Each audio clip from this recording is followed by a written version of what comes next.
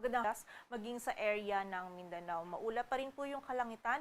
May mga scattered na pag-ulan pa rin na mararanasan dito sa Zamboanga Peninsula, maging sa area din ng Basilan at Tawi-Tawi. Posible pa rin po na paminsan malalakas yung mga pag-ulan na ating mararanasan, kaya doble ingat pa rin para sa ating mga kababayan. While dito naman sa Metro Manila at sa nalalabing bahagi ng ating bansa ngayon hapon at gabi, posible pa rin po tayo makaranas ng mga isolated o yung mga biglaang pag-ulan, pagkilat at pagkulog dala ng easterlies at ng mga localized thunderstorms. Posible po itong tumagal ng 30 minutes hanggang sa 2 oras. So wala po tayong ina-expect na tuloy-tuloy na mga malalakas na pag-ulan. Ngunit kapag severe thunderstorms, posible po tayong makaranas ng short period ng malakas na pag-ulan. And possible po may impact pa rin po ito, lalong-lalo na sa mga areas na prone sa mga flash floods at landslides. Kaya naman doble ingat pa rin para sa ating mga kababayan.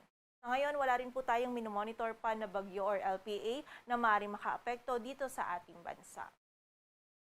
At para naman sa maging lagay ng ating panahon, bukas araw ng Lunes, dito sa Metro Manila at sa nalalabing bahagi pa ng Luzon, bahagyang maulap hanggang sa maulap pa rin yung ating kalangitan. Pagsapit po ng hapon at gabi, nandun pa din yung mga possibility ng mga isolated o yung mga biglaang pag-ulan, pagkilat at pagkulog. Kaya kapag po tayo ay lalabas, huwag pa rin natin kalilimutan yung mga pananggalang po natin dito sa mga pag-ulan nito, and also yung mga regional offices po natin ay nagpapalabas din po ng mga thunderstorm advisories or mga babala ukol po sa mga pag-ulan na maaaring mag-persist sa ating mga lugar. Agad po ng temperatura dito sa Metro Manila ay mula 26 to 32 degrees Celsius. Samantala dito naman sa area ng Basilan, Sulu at Tawi-Tawi, bukas magiging maulap pa rin po yung ating kalangitan. Possible pa rin yung mga light to moderate rains dala ng easterlies. While for the rest of Mindanao naman, maging sa buong bahagi ng Visayas at sa area din ng Palawan, bahagyang maulap hanggang sa maulap naman yung ating kalangitan. Kung meron tayong mga pag-ulan na mararanasan, mostly mga isolated lamang po ng mga pag-ulan, dala pa rin ng easterlies at ng mga localized thunderstorms. But again, during severe thunderstorms, posible pa rin po tayong makaranas ng mga short period ng katamtaman hanggang sa malakas na pag-ulan, kaya doble ingat pa rin para sa ating mga kababayan. Agad po ng temperatura sa Cebu ay mula 28 to 32 degrees Celsius at sa Davao naman ay 25 to 32 degrees Celsius. Sa lagay naman ng dagat baybayin ng ating bansa, wala tayong nakataas na gale warning, kaya malayong makapalaot yung mga kababayan nating mga ngisda, pati na rin yung may mga maliliit na sasakyang pandagat. At para naman sa 3-day outlook ng mga key cities ng ating bansa in the next 3 days, from Tuesday hanggang Thursday, wala po tayo nakikita na weather system na maaaring magdulot ng tuloy-tuloy na mga malalakas na pagulan sa anumang bahagi ng ating bansa.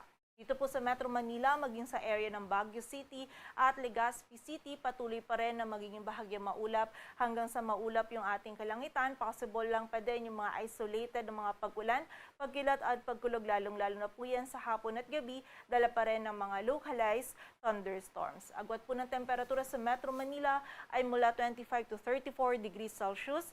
Sa Baguio City ay 17 to 25 at sa Legazpi City naman ay 26 to 34 degrees Celsius.